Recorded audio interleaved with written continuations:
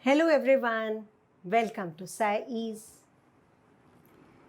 Now, in continuation to that, the seventh method for separating the components of mixture is how can we obtain pure copper sulphate from an impure sample.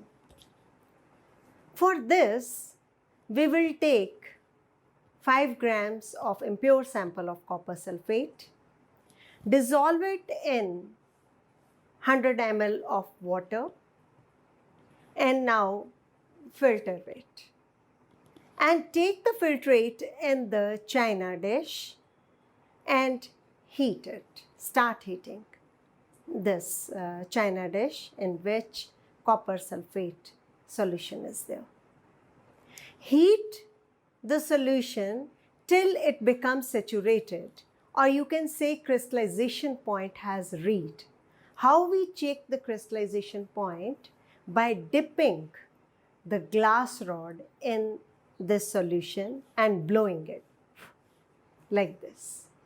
If some small particles you feel that they are present on the glass rod, this means that crystallization point has reached. Now stop heating and keep this china dish aside undisturbed. Let it cool slowly. The next day, when you see very beautiful needle-shaped blue-colored crystals, they are formed. Okay? There is some water which is known as mother liquor that is left. You decant off that mother liquor and dry the crystals in the folds of filter paper. So, for obtaining the pure sample from impure sample, crystallization is done. So, the process here is the crystallization. It is the method used to purify solids.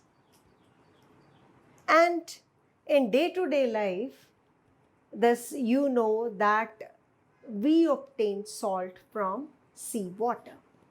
That has lot of impurities associated with it.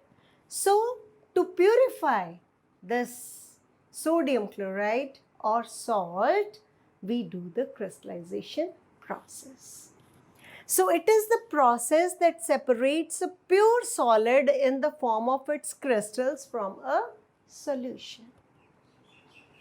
So, the application of this method, that is one application I have told you to obtain salt, pure salt from seawater, and the second, that is to obtain the crystals of alum. Alum is fitkery.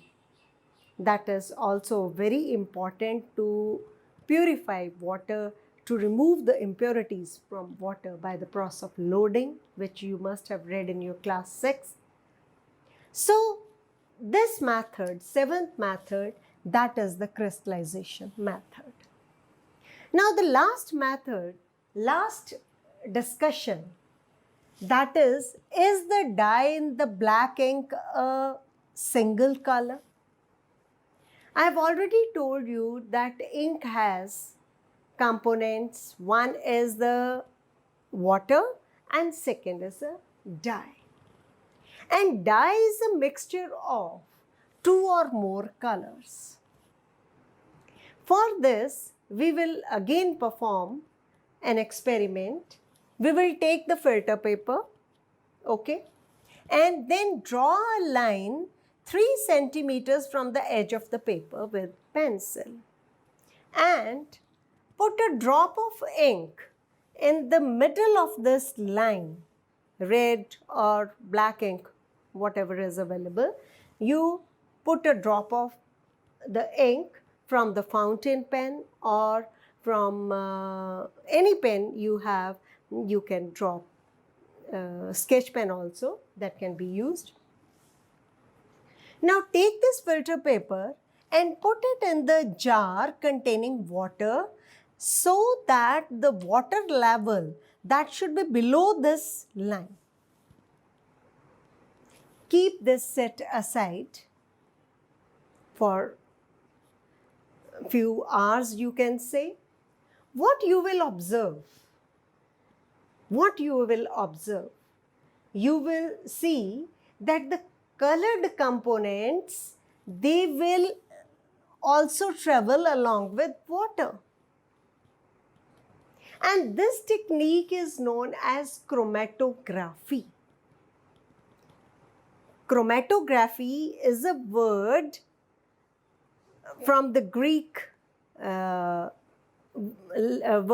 chroma, K-R-O-M-A, meaning color. Because the colored components, they are separated by this method, so this is known as chromatography. And the colored component which is more soluble in water, it will rises faster, okay? And in this way, colors get separated. The one which is more soluble, it will rise faster. The other one, that will rise somewhat later on. Okay, so the colored components, they can be separated. So this process of separation of the components of mixture, it is known as chromatography, and this technique is used for the separation of those solutes that dissolve in the same solvent. Chromatography, that is one of the experiment in class 12 where we perform this practically, okay? And nowadays, so many advanced methods of chromatography, they are applied, they are used. You will study about them in class 11th, okay?